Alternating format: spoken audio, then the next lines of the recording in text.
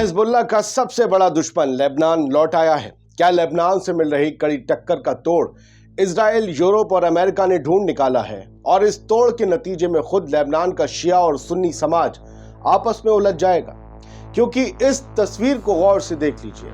Lebanon की राजधानी Beirut में आवाम जिस इंसान की वापसी पर दीवानी दिख रही है, ये कोई आम शख्स नहीं है, बल्कि कई बार लेबनान के प्रधानमंत्री रह चुके साद हरीरी हैं।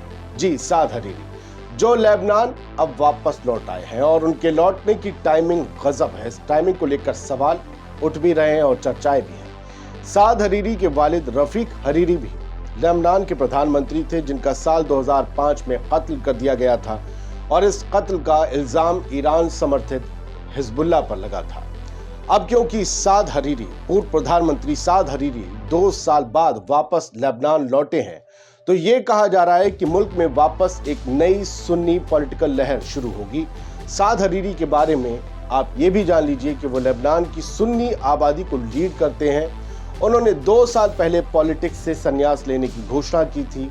उन्होंने अपनी पार्टी के वर्कर्स को इलेक्शन न लड़ने की हिदायत भी दी थी और वो देश से चले भी गए थे। लेकिन गाजा और इजराइल के बीच छिड़ी भयंकर जंग की वजह से हिजबुल्लाह का इजराइल पर लगातार हमला करना, इन हमलों में इजराइल का नुकसान होते रहना और इस सब के बीच साद हरीरी का वापस लौट आना ये बताता है कि इजराइल के लिए उनके दोस्त देशों ने ये प्लानिंग की है कि मजबूत हो चुके हिजबुल्लाह को सिर्फ सरहद पर इजराइल ही ना नुकसान पहुंचाए, बल्कि लेबनान के अंदर से भी उसके खिलाफ एक धड़े को खड़ा किया जाए जो हिजबुल्लाह को कमजोर कर दे। साद हरीरी, हरीरी परिवार, हिजबुल्लाह, इन्हें आपस में दुश्मन माना जाता है। रफीक हरीरी के कत्ल में हिजबुल्लाह का नाम था। साद हरीरी भी ये कहकर गए थे कि ईरान समर्थित हिजबुल्लाह के सामने इस वक्त हम लाचार हैं। एक बार इन्होंने प्रधानमंत्री पद से सिर्फ अपनी जान को खतरा होने की वजह से इस्तीफा भी दिया था।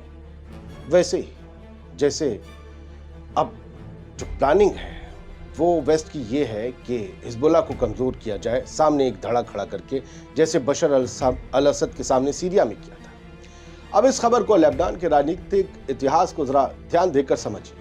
लेबनान के प्रभावशाली पूर्व प्रधानमंत्री साद हरीरी अपने वालिद, अपने पिता रफीक हरीरी की हत्या की 19वीं बरसी मनाने के लिए कल बेरूत में लोगों के सामने एकदम से आ गए। यह अफवाहें हैं कि लेबनान के सुन्नी मुस्लिम समुदाय के एक अहम चेहरे साद हरीरी 2 साल बाद राजनीति में वापसी कर सकते हैं।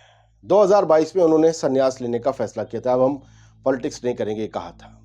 हजारों लोग सेंट्रल बेरूत में रफीक हरीरी की कब्र पर उन्हें श्रद्धांजलि देने और साद हरीरी और उनके भविष्य के आंदोलन के लिए समर्थन दिखाने के लिए पहुंचे। ये तस्वीरें देखिए।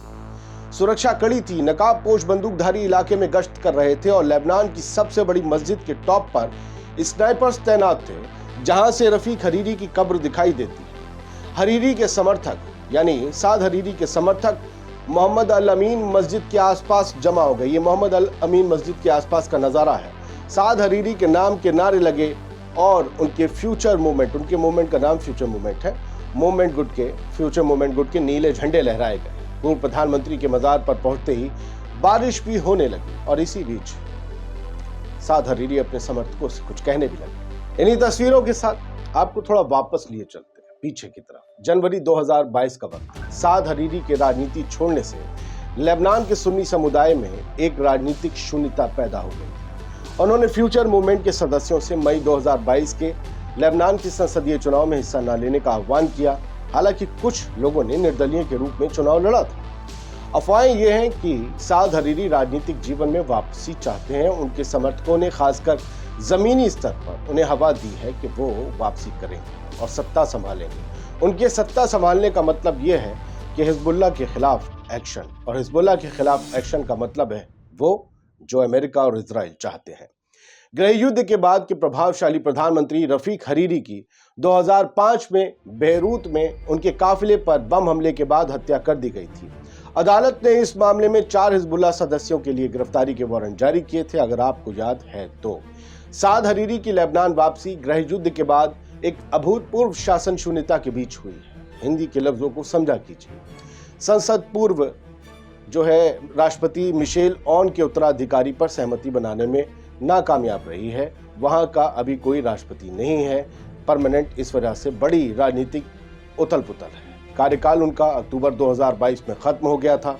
ऐसे में साद हरीरी की वापसी लेबनान की सत्ता हासिल करने का वो प्लान हो सकती है जो इजराइल के फ्यूचर के लिए अमेरिका ने बनाया हो और जिससे हिजबुल्लाह को कमजोर किया जा सके।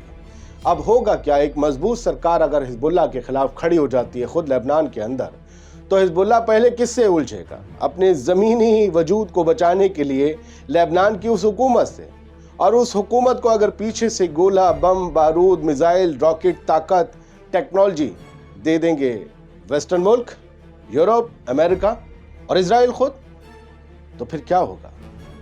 हिजबुल्लाह की ताकत में कमी तो आएगी और हिजबुल्लाह आपस में लड़ने लगेगा लेबनान के अंदर। और इससे होगा क्या कि नॉर्थ इजराइल में या ऑक्युपाइड फलस्तीन में जो इजराइल की कार्रवाइयां हैं उन्हें फिर से बल मिल जाएगा, क्योंकि हिजबुल्लाह एक अलग मोर्चे पर उलझ चुका होगा। साद हरीरी के आने को एवं आना मत मानिए, इसके इम्पैक्ट आपको देखने को मिलेंगे।